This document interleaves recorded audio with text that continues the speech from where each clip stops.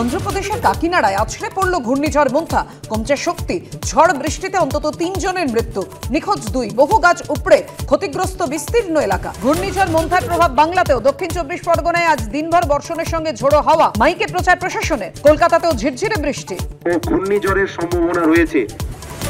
Park স্ট্রিটের হোটেলে খাটের বক্সে দেখো খুনের কিনারা লালবাজারের গোয়েন্দা বিভাগের।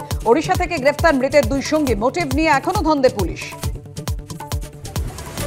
মালদা পুলিশের জালে আন্তঃরাজ্য মাদক পাচার চক্রের পান্ডা। কলকাতার নিউ মার্কেট থেকে গ্রেফতার কালিয়াচকের মোস্ট ওয়ান্টেড হাসমাত শেখ, জালে ২ সঙ্গীও।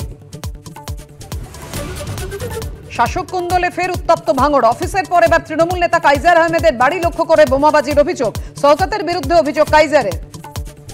জামাইকায় শতাব্দীর সবচেয়ে বিধ্বংসী ঘূর্ণিঝড় মেলিসা ঘন্টায় ২৯৫ কিলোমিটার বেগে আছড়ে পড়ল উপকূলে। অন্তত ১০ জনের মৃত্যু, ৬ লক্ষেরও বেশি মানুষকে নিরাপদে স্থানান্তর। এসআইআর নিয়ে সিইও দপ্তরে সাজো রব। আজ বাইরে বামেদের জমায়েত।